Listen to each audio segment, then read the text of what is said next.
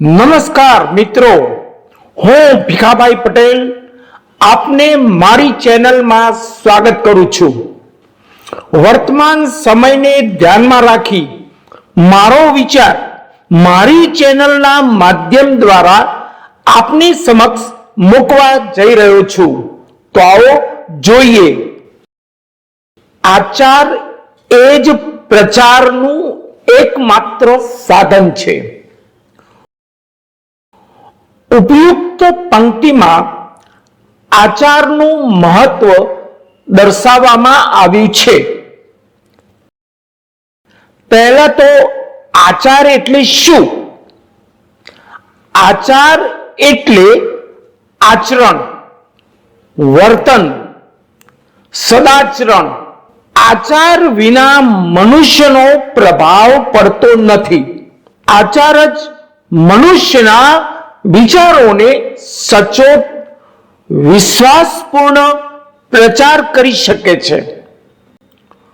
કોઈ પણ વ્યક્તિ પોતાના વિચારો કે સિદ્ધાંતો નો પ્રચાર કરવા માંગતો હોય તો માત્ર ભાષણોના માધ્યમથી કે પોતાના લેખોના માધ્યમથી થઈ જશે તો તેનો ખોટો ભ્રમ છે।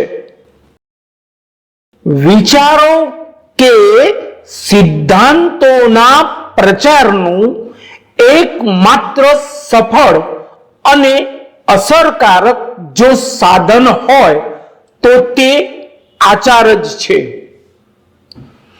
ક્યારેક તમને વિચાર આવ્યો હશે કે હાથી ખાતો કેવી રીતે હશે, ચાવતો કેવી રીતે હશે? મિત્રો, ગુજરાતીમાં એક કહેવત તમે સાંભળી હશે કે હાથીના ચાવવાના દાંત જુદા અને બતાવવાના દાંત જુદા। હાથીના ચાવવાના દાંત 24 હોય છે અને બતાવવાના દાંત માત્ર 2 હોય છે। એના જેવું હોય ત્યાં આચાર અને વિચારની એકરૂપતા ન હોય। આચાર વિચારમાં જમીન આસમાનનું અંતર હોય। આવી વ્યક્તિનો પ્રચાર અવળી દિશામાં થાય છે। રાષ્ટ્રપિતા મહાત્મા ગાંધીએ કેવળ પોતાના લેખો કે ભાષણોનો આશ્રય લઈ સત્ય અને અહિંસાનો પ્રચાર નહોતો કર્યો। તેમણે પોતાના જીવનમાં સત્ય અને અહિંસાનું પાલન કરેલું। પરિણામે તેઓ તેમના સિદ્ધાંતોનો પ્રચાર કરી શક્યા, પ્રજા ઉપર પ્રભાવ પાડી શક્યા। તે પ્રભાવ આજે પણ એટલો જ ટકી રહ્યો છે। સત્ય અને અહિંસા તો ગાંધીજીની, આપણા દેશના વડાપ્રધાન નરેન્દ્ર મોદી કેવળ ભાષણોનો આશ્રય લઈ વિકાસનો પ્રચાર કરતા નથી। તેઓ ખુદ આ ઉંમરે રાત દિવસ સખત પરિશ્રમ કરે છે અને દોડતા રહે છે।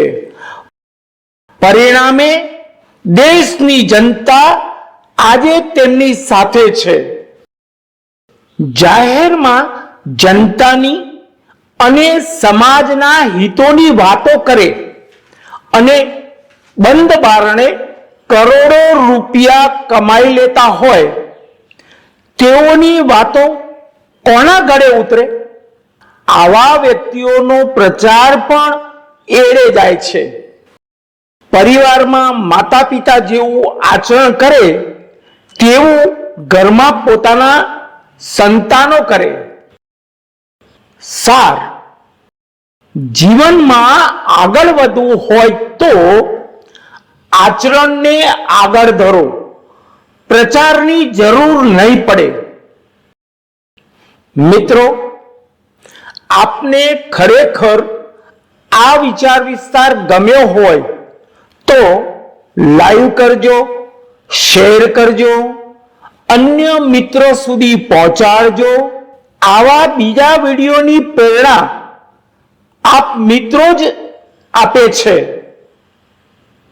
આપનો મિત્ર ભીખાભાઈ પટેલ, આપનો ખૂબ ખૂબ આભાર.